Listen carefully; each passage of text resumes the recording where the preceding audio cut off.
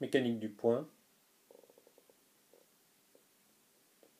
exercice, un anneau de masse m sur une tige en rotation à la vitesse de rotation constante oméga, il n'y a pas de frottement.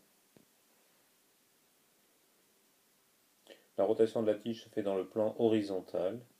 On repère la rotation par les vecteurs des coordonnées polaires u et n, l'angle θ. La vitesse de rotation est une constante en radians par seconde. On écrit alors la position du point M en coordonnées polaires à partir de OM égale R Uθ. La vitesse du point M égale R.U plus R oméga n. Et l'accélération du point M en coordonnées polaires qui est égale à, entre parenthèses, R de point moins R oméga au carré U plus K rare ici de R point oméga n.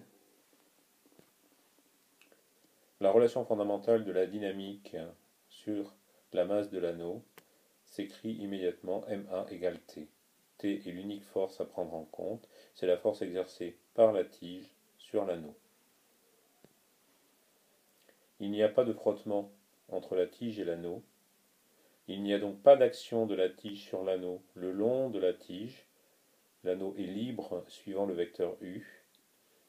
Et donc l'on a une seule composante pour la force qui traduit l'action de la tige sur l'anneau, la force T, qui est égale à Tn.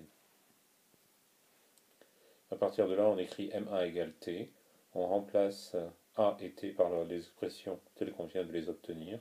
Le premier résultat que l'on observe est que l'on a R2 point moins 0 oméga au carré est égal à 0. Cette équation différentielle conduit à la détermination de la distance de l'anneau par rapport au centre sur la tige. En effet, une solution générale de l'équation différentielle est R de t égale A exponentielle oméga t plus B exponentielle moins oméga t. À t égale 0, on suppose que l'anneau se trouve à une distance d0 du centre de la tige, d'où il part avec une vitesse v égale 0. Donc il part de la position r égale d0. Cela conduit à écrire a plus b égale d0 et a oméga moins b oméga égale 0. Le résultat est a égale b égale d0 sur 2. La solution est donc r de t égale d0 cosinus hyperbolique de t, qui est égal à d0 sur 2 exponentielle oméga t plus exponentielle moins oméga t. Ma est égal à t, permet d'obtenir l'expression de la norme de la force T, qui est égale donc à 2mr point oméga, ou bien m d0 oméga 2 exponentielle oméga t moins exponentielle moins oméga t. Attention, on est là face à un cas assez rare, où l'on a le travail de la force T, qui est donc une action de la tige sur l'anneau en l'absence de frottement. Ce travail n'est pas nul. T est une force qui est collinaire à n, et V a une composante suivant U. Donc le produit T scalaire n, T scalaire V n'est pas égal à 0. On peut calculer le travail exercé par la force T lors du déplacement. On trouve que c'est 2m r point oméga au carré dt. Le produit r point en rotation est toujours positif ou nul. Le travail est donc un travail moteur.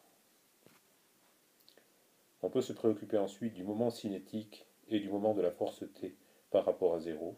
L'expression grand L est égale à m OM vectoriel V, qui permet d'obtenir évidemment le moment cinétique égale mr carré oméga k. dl sur dt est égal donc à 2mrr point oméga.